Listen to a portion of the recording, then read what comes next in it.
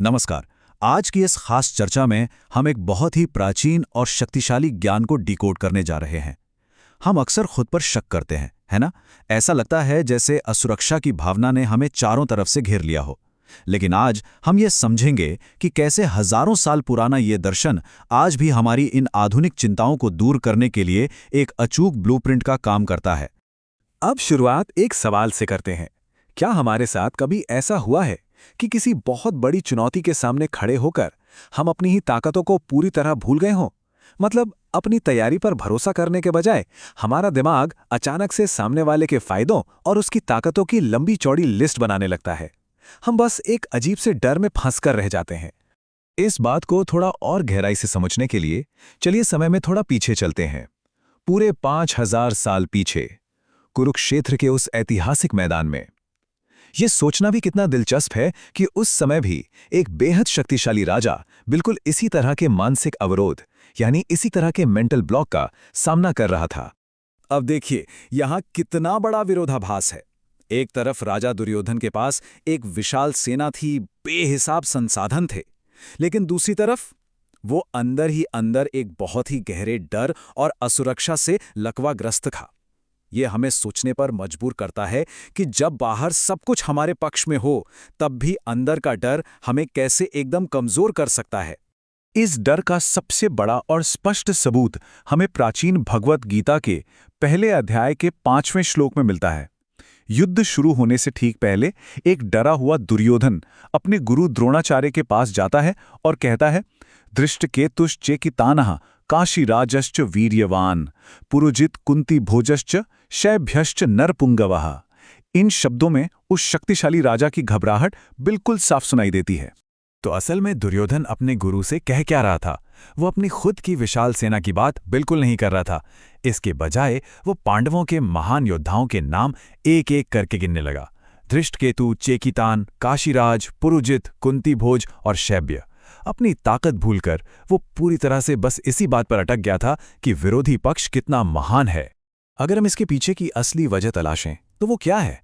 दरअसल जब हमारे भीतर अन्याय या असुरक्षा की भावना छुपी होती है तो हमारा आत्मविश्वास पूरी तरह डगमगा जाता है और फिर एक छोटी सी चुनौती भी एक बहुत बड़े पहाड़ जैसी दिखने लगती है। दुर्योधन के पास संख्या बल तो था, लेकिन उसे पता था कि उसका पक्ष सही नहीं है और यही बात उसे अंदर से खोखला कर रही थी। तो चलिए अब इस प्राचीन युद्ध के मैदान से निकलकर अपनी आधुनिक रोजमर्रा की जिंदगी में वापस आते हैं, क्योंकि जो कुछ भी दुर्योधन के साथ उस मैदान में हुआ वो सिर्फ बीता हुआ इतिहास नहीं है। वो मानव मनोविज्ञान की एक ऐसी कड़वी सच्चाई है जिसका सामना हम आज भी हर दिन करते हैं। आज हमारा आधुनिक कुरुक्षेत्र क्या है? ये है हमारी कॉर्पोरेट लाइफ, हमारे कॉलेज हैं और सबसे बढ़कर हमारा अपना सोशल मीडिया है। यहाँ सबसे बड़ा जाल बिछा है तुलना या कंपैरिजन का जाल।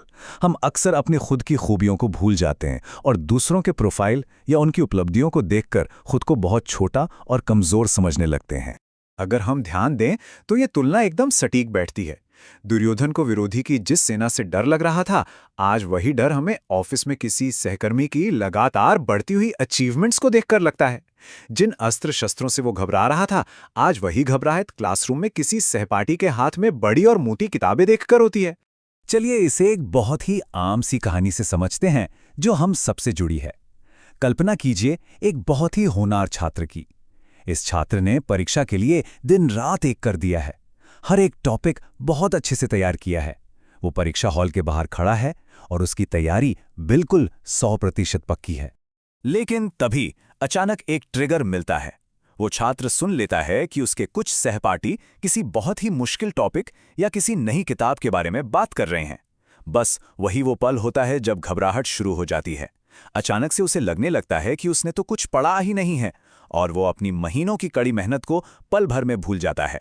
और यही बात हमें एक बहुत ही महत्वपूर्ण सच दिखाती है। उस छात्र की जो वास्तविक तैयारी है वो बहुत ही बेहतरीन है, लेकिन क्योंकि उसने अपना पूरा ध्यान दूसरों पर लगा दिया, उसका आंतरिक आत्मविश्वास एकदम शून्य हो गया। उसकी शानदार तैयारी अपनी जगह धरी रह गई और मन की इस खोखली असुरक्षा ने उसके प्रदर्शन को खतरे में डाल दिया।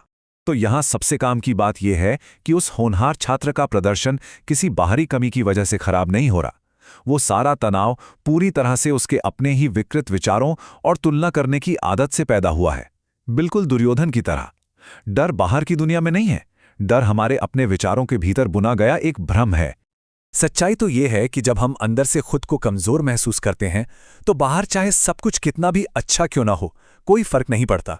हमारे पास कितने भी अच्छे संसाधन हो या तैयारी कितनी भी पक्की हो, एक अशांत मन हमें कभी भी स्थिर नहीं रहने देगा। ये आंतरिक कमजोरी हमारे मन को हमेशा बेचैन रखती है। तो फिर इस प्राचीन ज्ञान से हम क्या सीख सकते हैं? यहाँ 3 बहुत ही सीधे और असरदार कदम हैं। पहला, दूसरों की ताकतों को स्वीकार करें लेकिन उनसे डरे नहीं।